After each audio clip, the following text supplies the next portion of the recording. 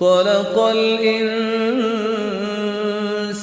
علمه البيان.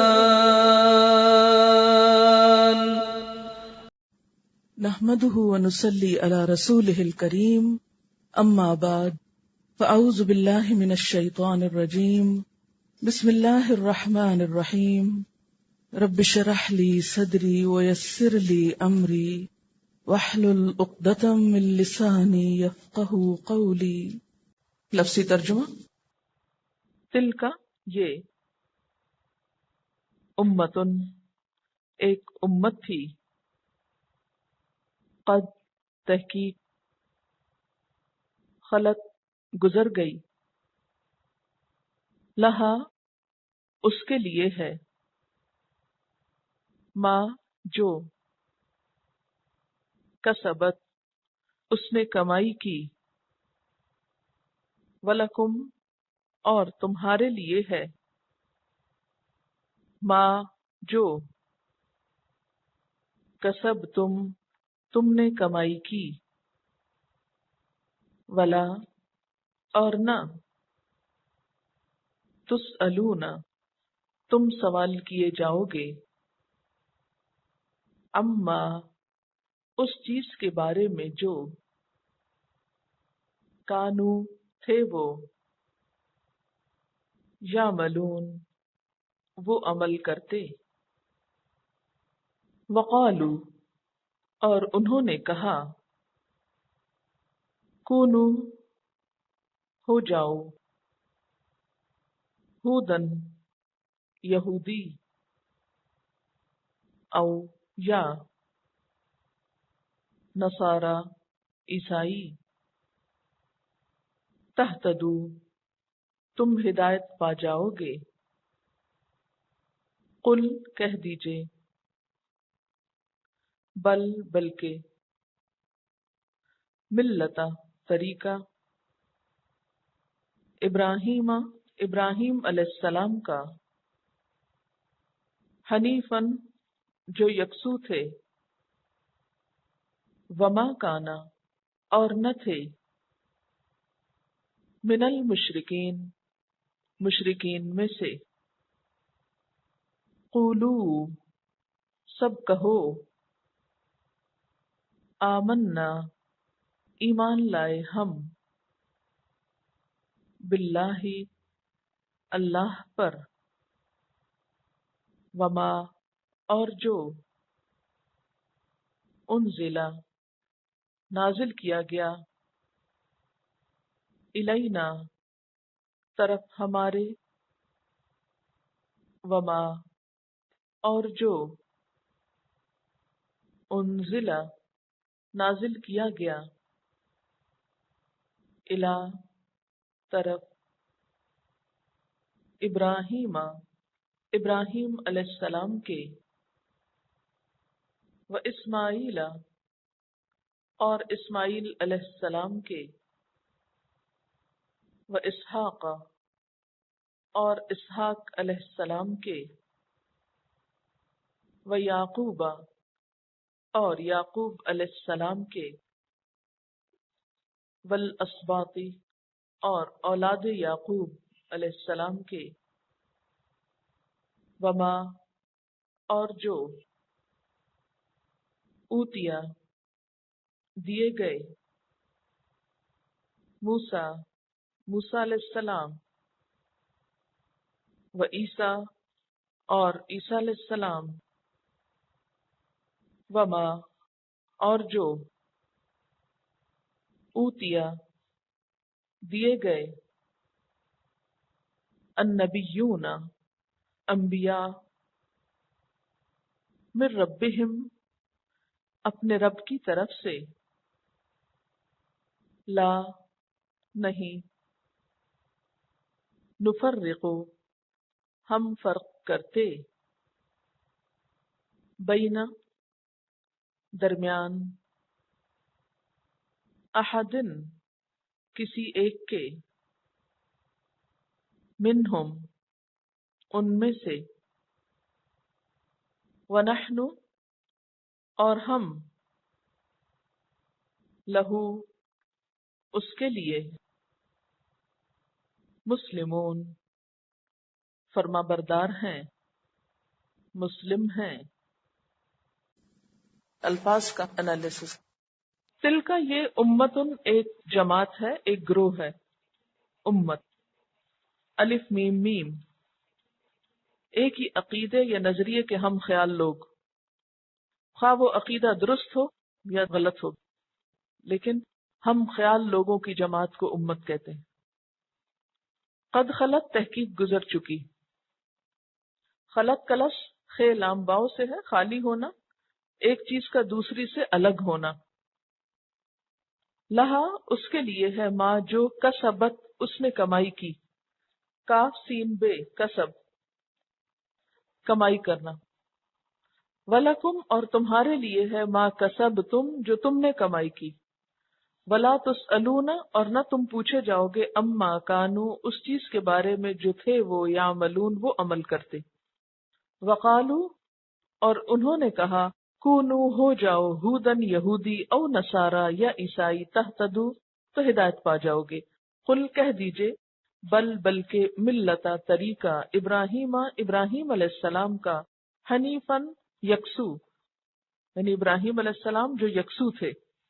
حنیف کا لفظ جو ہے اس کا روٹ کیا ہے؟ ہے نون فے حنفہ۔ حنفہ کا مطلب ہوتا ہے یکسوئی کے ساتھ کسی چیز کی طرف مائل ہونا، جھکنا۔ حنیف کا یہاں معنی یہ ہے کہ ہر چیز سے کٹ کر بے نیاز ہو کر جو صرف اللہ کی طرف مائل ہو جائے، سیدھی راہ کی طرف چل پڑے۔ وما کان من المشرکین اور وہ مشرکین میں سے نہ تھے۔ قولو سب کہو آمنا ایمان لائے ہم، باللہ اللہ پر، وما اور جو انزلا نازل کیا گیا، الینا ہماری طرف، وما اور جو انزلا نازل کیا گیا، الی ابراہیم و اسماعیل و اسحاق و یعقوب والاسباط ابراہیم، اسماعیل، اسحاق اور یعقوب اور اولاد یعقوب علیہم السلام کی طرف۔ اسباط سین بے فوئے سبت سے ہے۔ سبت کا لفظی معنی ہوتا ہے بڑھنا، پھیلنا۔ مبسوط کا لفظ آپ نے سنا ہوگا، عربی میں خوش انسان کے لیے مبسوط کا لفظ استعمال ہوتا ہے۔ اگر پوچھنا ہو کہ آپ خوش ہیں تو پوچھتے ہیں حل انتی مبسوطہ، تو مبسوطہ کا لفظی معنی کیا ہوتا ہے؟ پھیلا ہوا ہونا۔ تو جب انسان خوش ہوتا ہے تو کیا ہوتا ہے؟ ریلیکس ہوتا ہے نا، اور اس کے چہرے پہ مسکراہٹ پھیل جاتی ہے، چہرہ اس کا پھیل جاتا ہے۔ تو یہ تو ہے اس کا لفظی معنی۔ تو یہاں پر اولاد یعقوب یعنی جو پھیل گئی تھی دنیا میں، اس لیے اس کے مفہوم میں کیا آتا ہے؟ ایک باپ دادا کی اولاد اور اس کی مختلف شاخیں، جس میں بیٹوں کے بعد پوتے پوتیاں نواسے نواسیاں، آگے بہت سی اولاد جو پھیل جائے، کنبا قبیلہ بن جائے۔ مراد یہاں بنی اسرائیل ہے۔ وما اوتیا اور جو دیے گئے، موسیٰ علیہ السلام و عیسیٰ اور عیسیٰ علیہ السلام، وما اوتیا اور جو دیے گئے، النبیون انبیاء، من ربہم ان کے رب کی طرف سے یا اپنے رب کی طرف سے، لا نفرق نہیں ہم فرق کرتے، بین احد درمیان کسی ایک کے بھی، منہم ان میں سے، ونحن اور ہم، لہو اس کے لیے، مسلمون مسلمان ہیں، فرما بردار ہیں۔ تفسیر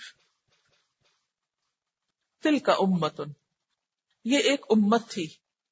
کون سی امت یہاں مراد ہے؟ حضرت یعقوب کے اولاد جو اس وقت موجود تھی۔ قد خلت جو گزر چکی، لہا ما کسبت اس کے لیے ہے جو اس نے کمائی کی، ولکم اور تمہارے لیے، ما کسبتم جو تم نے کمائی کی۔ یہ بات کیوں کہی گئی؟ یہ اس لیے کہی گئی کہ یہود کا دین کچھ یوں بن چکا تھا کہ ہم چونکہ بڑوں کی اولاد ہیں، ہمارے آبا و اجداد بہت نیک تھے، پیغمبر تھے، چوزن پیپل تھے، لہٰذا ہم ان کے بچے ہیں، تو ہمیں ان کا بچہ ہونے کی وجہ سے، ان کی نسل میں سے ہونے کی وجہ سے خود بخود نجات مل جائے گی، ہمیں کچھ کرنے کی ضرورت نہیں، ہم نیک لوگوں کی اولاد ہیں، ہمارے لیے یہی اعزاز کافی ہے، یہی منصب کافی ہے، اسی کی بنا پر ہم جنت میں پہنچ جائیں گے. تو اس کی تردید کی جا رہی ہے کہ کسی کی نجات کے لیے یہ کافی نہیں کہ کوئی اللہ تعالیٰ کے کسی مقبول بندے کی اولاد ہے. اس نظریے کی تردید قرآن پاک میں کئی جگہ کی گئی ہے.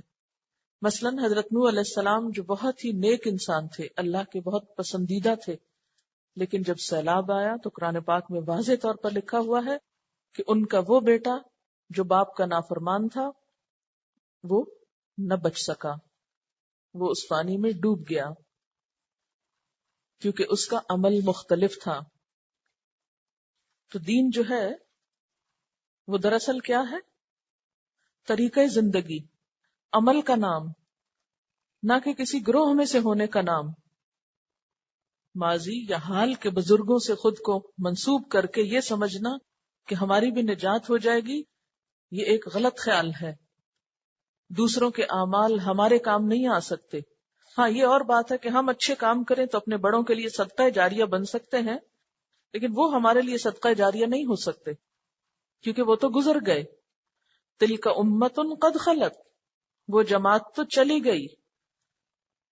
لہا ما کسبت، ان کے لیے ہے جو انہوں نے کیا. وَلَكُمْ مَا كَسَبْتُمْ، اور تمہارے لیے جو تم کرو. کسب کا معنی کیا ہے؟ اپنے ہاتھوں کی کمائی. ان کے کام کیا آئے گا؟ جو ان کے ہاتھوں نے کمایا. اور تمہارے کام کیا آئے گا؟ جو تمہارے ہاتھ کمائیں گے، تمہاری اپنی کوشش. یعنی محض نسبت کا کوئی فائدہ نہیں جب تک کہ عمل تمہارا ان کے عمل کی طرح نہ ہو جائے. وَلَا تُسْأَلُونَ عَمَّا كَانُوا يَعْمَلُونَ، اور تم سے نہ پوچھا جائے گا اس کے بارے میں جو وہ عمل کرتے رہے. ان کے عمل ان کے لیے، ان کے اعمال کا حساب تمہیں نہیں دینا. یعنی ہر شخص کو اپنے عمل کا حساب خود دینا ہے.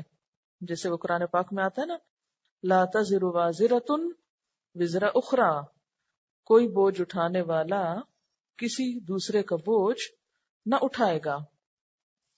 اور ایک اور جگہ پر کیا آتا ہے، لیس للانسان الا ما سعى، انسان کے لیے کچھ نہیں مگر جو وہ خود کوشش کرتا ہے. وقالو، اور ان کا کہنا ہے. کن کا کہنا ہے؟ اہل کتاب کا کہنا ہے.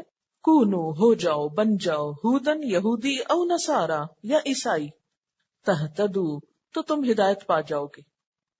ان کے ہاں ہدایت یافتہ ہونے کی علامت کیا تھی؟ گروہ یہود میں سے ہونا یا گروہ نصارا میں سے ہونا. ایک خاص گروہ میں آ جاؤ تو تم ہدایت یافتہ ہو. جیسے آج کل بھی بہت سے مسلمانوں کا خیال کیا ہے کہ ہدایت پر کون ہے؟ جو کسی خاص گروہ یا جماعت یا مسلک سے تعلق رکھتا ہے. جو شخص کسی مخصوص گروہ سے یا مسلک سے تعلق نہ رکھتا ہو تو وہ کیا سمجھا جاتا ہے؟ گمراہ سمجھا جاتا ہے. تو یہی نظریہ اور یہی عقیدہ اور یہی سوچ پہلے لوگوں کی بھی تھی. آج آپ نے دیکھا ہوگا نا کہ ہدایت یافتہ کس شخص کو سمجھا جاتا ہے. مسلمانوں میں جتنے بھی فرقے ہیں اس وقت، مثلا سنی، شیعہ، وہابی، اہل حدیث وغیرہ وغیرہ، ان میں سے ہر کوئی کیا سمجھتا ہے کہ صرف وہ ہدایت پر ہے جو ان کے مخصوص فقہ یا فرقے سے تعلق رکھتا ہے. جو اس کے باہر ہے اس پر کیا فتوے لگتے ہیں، کبھی کافر کے، کبھی گمراہ کے، کبھی فاسق کے، معلوم نہیں کس کس کے. بالکل یہی بیماری ان لوگوں میں تھی اہل کتاب میں. وہ بھی کیا کہتے تھے؟ یہود کہتے تھے یہودی بنو تو ہدایت پر ہو، عیسائی کہتے تھے نہیں عیسائی کہلاؤ تو ہدایت پر ہو. اللہ تعالیٰ نے کیا فرمایا؟ قل، آپ کہہ دیجئے، بل ملت ابراہیم حنیفا، کسی گروہ میں سے ہونے کا نام نہیں ہے ہدایت یافتہ ہونا، بلکہ ملت، طریقہ ابراہیم علیہ السلام کا. کیا تھے وہ؟ حنیفا، جو یکسو تھے. تو ہدایت کا تعلق کس سے ہے؟ طریقے سے. کون سا طریقہ؟ ابراہیم علیہ السلام کا طریقہ. وہ طریقہ کس پر مبنی تھا کہ سب سے کٹ کے، سب سے ہٹ کے صرف اللہ کے بن جاؤ، شخصیتوں کے نہیں، انسانوں کے نہیں، گروہوں کے نہیں، کس کے؟ صرف اللہ کے۔ اولیاء اللہ کی تعظیم کرنی چاہیے، پیغمبروں پر ایمان لانا چاہیے، نیک لوگوں سے محبت رکھنا ایمان کا حصہ ہے، لیکن طریقہ کس کا؟ ابراہیم علیہ السلام کا۔ ان کو ہمارے لیے ایک سٹینڈرڈ قرار دیا گیا، ان جیسے بن جاؤ، ورنہ محض کسی کی محبت اور کسی سے نسبت کام نہ آئے گی۔ اچھا، یہود و نصارہ بھی اپنی نسبت ابراہیم علیہ السلام کی طرف کرتے تھے، لیکن صرف حضرت ابراہیم کی اولاد ہونا کافی نہیں، ان کی طرف نسبت کافی نہیں، کیا ضروری ہے؟ ان کا طریقہ اختیار کرنا۔ اور وہ کون سا طریقہ ہے؟ ان اللہ اصطفیٰ لکم الدین، بے شک اللہ نے تمہارے لیے دین کو چن لیا، الدین کا طریقہ۔ اور وہ طریقہ کیا تھا؟ فلا تموتن الا وانتم مسلمون، کہ تمہیں موت آئے مگر کس حال میں؟ کہ تم مسلمون ہو، تمہارا نام مسلم ہو، نہ کہ سنیون یا وہابیون یا حنفیون یا بریلویون، کہیں نہیں لکھا ہوا۔ لیکن آج بھی افسوس کے ساتھ یہ کہنا پڑتا ہے کہ ہم سب کو بھی اس سے کوئی غرض نہیں عام طور پر ہوتی، اور نہ اس سے کوئی زیادہ دلچسپی ہوتی ہے کہ ہم مسلمان کہلائیں۔ ہماری دلچسپیاں کیا ہوتی ہیں؟ ہماری محبت، عقیدت، ہماری ایموشنل اٹیچمنٹ کس چیز سے ہوتی ہے؟ اپنے اپنے فرقے سے۔ ہماری ایسوسیشن، ہماری وفاداری، ہماری خیرخواہی، ہماری بھلائی صرف ہماری جماعتوں سے، ہمارے گروہوں سے، اس کے باہر کچھ نہیں نظر آتا۔ جبکہ اللہ تعالیٰ نے ہمارا نام کیا رکھا؟ مسلمون۔ کتنے لوگ ہیں جو آج صرف یہ کہتے ہوں کہ میں کچھ نہیں ہوں اور صرف مسلمان ہوں؟ آپ یہ کہہ کے تو دیکھیں، سب آپ کو گمراہ کہیں گے۔ یہ کہنا آج کے دور میں آسان نہیں ہے۔ حضرت ابراہیم علیہ السلام نے بھی یہی کہا تھا نا، تو ان کو آگ میں پھینکا گیا تھا۔ اور آج بھی جو لوگ یہ کہیں گے کہ ہمارا تعلق کسی فرقے سے نہیں اور ہم صرف مسلمان ہیں، تو ان کے لیے بھی زندگی کی راہیں تنگ ہو جائیں گی، ان پہ بھی گمراہ ہونے کے فتوے لگیں گے کہ تم بزرگوں کی توہین کرتے ہو، حالانکہ اس میں کسی کی توہین نہیں۔ کیا اللہ کا بن جانا غیر اللہ کی توہین ہے؟ اگر وہ خود ہی سمجھیں تو سمجھیں، کسی کی توہین نہیں۔ سب بڑوں کی عزت کرنی چاہیے، ان سے محبت رکھنی چاہیے۔ جو بھی کوئی اچھا کام کرے، کوئی بھی ہو، اس کی اچھائی کی بنا پر اس کی قدر ہونی چاہیے۔ لیکن ہم سب کا نام کیا ہونا چاہیے؟ مسلمون۔ وقالو، اور وہ کہتے ہیں، کونو ہودن او نصارا، دعوت بھی اسی بات کی ہے، بلایا بھی اسی چیز کی طرف جا رہا ہے، آؤ ہو جاؤ، بن جاؤ، ہودن او نصارا، یہودی یا عیسائی۔ قل بل ملت ابراہیم حنیفا، نہیں، ابراہیم علیہ السلام کا طریقہ، اس لیے کہ یہودیت اور نصرانیت تو بعد کی پیداوار ہے، یہ نام تو لوگوں نے خود رکھ لیے۔ یہودیت اپنے موجودہ نظریات کے مطابق 3 اور 4 صدی قبل مسیح میں وجود میں آئی تھی، 300-400 سال پہلے، کس کے؟ حضرت عیسیٰ علیہ السلام کے۔ اور عیسائیت حضرت عیسیٰ علیہ السلام کی وفات کے بعد کی پیداوار ہے، جبکہ اسلام حضرت آدم علیہ السلام کے دور سے چلا آ رہا ہے۔ اب آپ دیکھیے نا، اگر یہودی ہونا ہدایت پر ہونے کی علامت ہوتی تو پھر حضرت آدم علیہ السلام کون تھے؟ ان کا کوئی تعلق تھا اس سے؟ حضرت نوح علیہ السلام کون تھے؟ حضرت ادریس علیہ السلام کون تھے؟ حضرت صالح علیہ السلام کون تھے؟ ان سب نے اپنی قوم کو آ کے کیا بتایا؟ اے قوم، اللہ کی عبادت کرو، اللہ کے بن جاؤ۔ حضرت ابراہیم علیہ السلام نے آگ میں کودنا کس لیے گوارا کیا؟ اسی وجہ سے سب سے کٹ گئے، اپنے ماں باپ کو ناراض کیا، پورے کنبے قبیلے کو، سب کو ناراض کیا۔ کس کی خاطر؟ اللہ کی خاطر، کس دین پر تھے وہ؟ اسلام پر.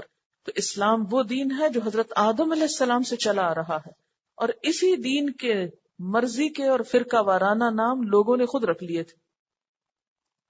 باقی نام لوگوں نے خود رکھے تھے. اصل میں تو موسیٰ علیہ السلام بھی اسلام ہی لائے تھے، عیسیٰ علیہ السلام نے بھی اسلام کی دعوت دی تھی، لیکن بعد میں لوگوں نے اسلام کو بھلا کر کیا کیا؟ کبھی کسی انسان کی طرف نسبت کر دی اس دین کی، اور کبھی کسی شہر کی طرف یا لوگوں کی طرف.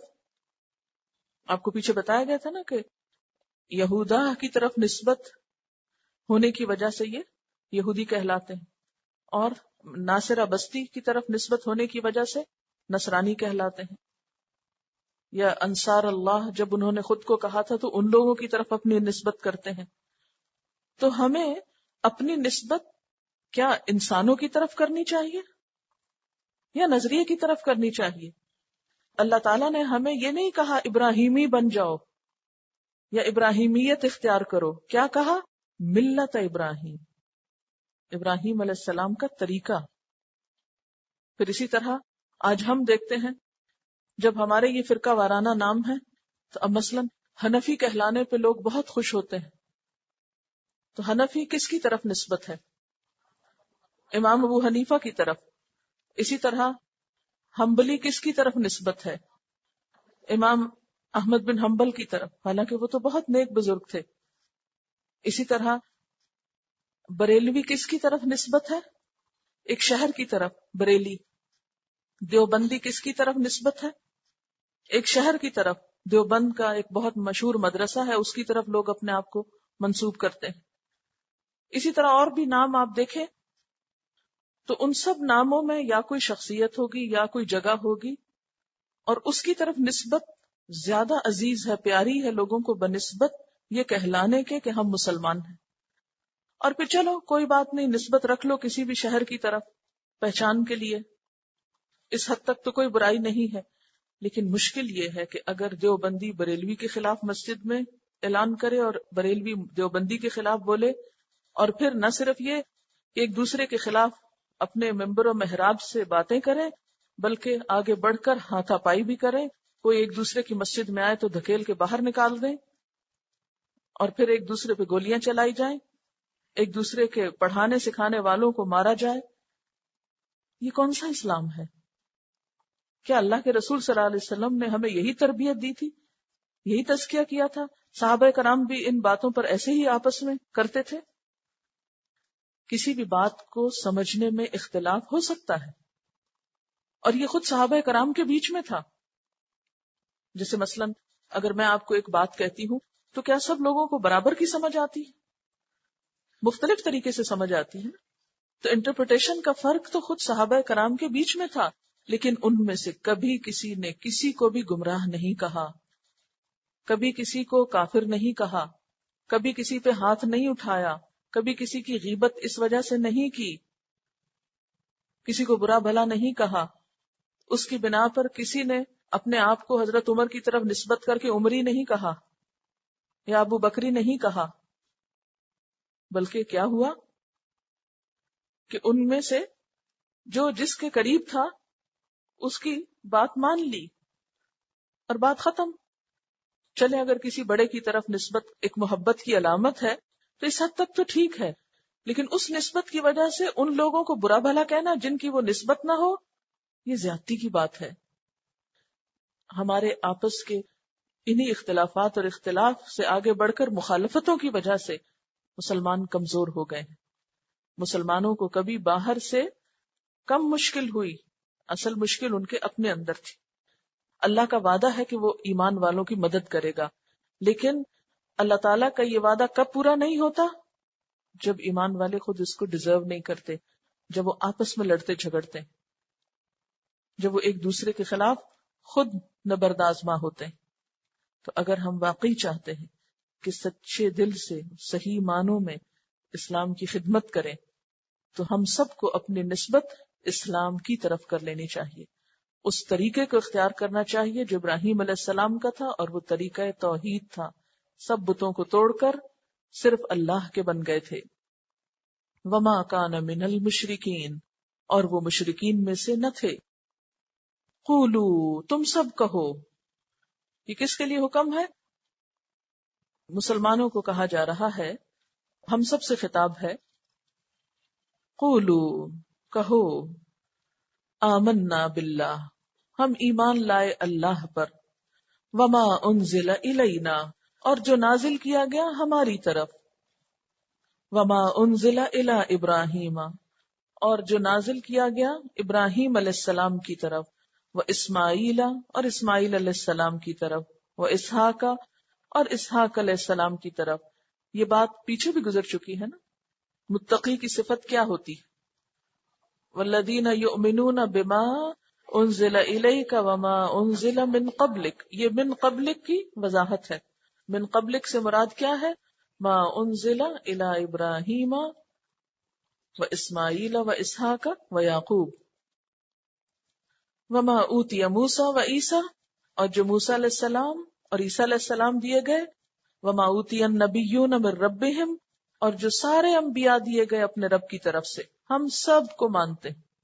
آپ کو یاد ہوگا میں نے شروع میں آپ کو یہ بتایا تھا کہ متقی شخص جو ہوتا ہے وسیع النظر ہوتا ہے، تعصب نہیں رکھتا. وہ اللہ کے سارے نبیوں کو مانتا ہے. کیونکہ ان لوگوں نے کیا کیا تھا؟ یہودیوں نے حضرت عیسیٰ علیہ السلام کا انکار کر دیا، عیسائیوں نے حضور صلی اللہ علیہ وسلم کا انکار کر دیا. جبکہ مسلمانوں کو کیا حکم ہے؟ سب پیغمبروں کو مانو. لا نفرق بین احد منہم، ہم ان میں سے کسی ایک کے درمیان بھی فرق نہیں کرتے. اس کا یہ مطلب نہیں ہے کہ ہم ان کے درجات کے فرق کو نہیں مانتے یا سب کو ایک درجے پر رکھتے ہیں. اس کا مطلب یہ ہے کہ اس لحاظ سے کوئی فرق نہیں کرتے کہ سب کے سب اللہ کی طرف سے آئے تھے اور سب کے سب حق لے کر آئے تھے. یعنی کسی کو ماننے میں فرق نہیں کرتے، سب پر ایمان لاتے ہیں. ورنہ ایک کی فضیلت دوسرے پر، یہ تو قرآن پاک سے بھی ثابت ہے. تلک الرسل فضلنا بعضهم علی بعض، کہ یہ رسول ان میں سے بعض کو ہم نے بعض پر فضیلت دی ہے. وَنَحْنُ لَهُ مُسْلِمُونَ، اور کیا کہو؟ یہ آپ دیکھیں نا، آیت کی شروع میں کیا آ رہا ہے؟ قولو، کہو. تاکید کی جا رہی، کہو. کیا کہو؟ آخر میں کیا ہے؟ وَنَحْنُ لَهُ مُسْلِمُونَ. خود کو کیا کہو؟ مسلمان کہو. ہم اسی کے لیے مسلمان ہیں، فرما بردار ہیں. سبحانک اللہم و بحمدک، اشہد ان لا الہ الا انت، استغفرک و اتوب الیک. والسلام علیکم و رحمۃ اللہ وبرکاتہ.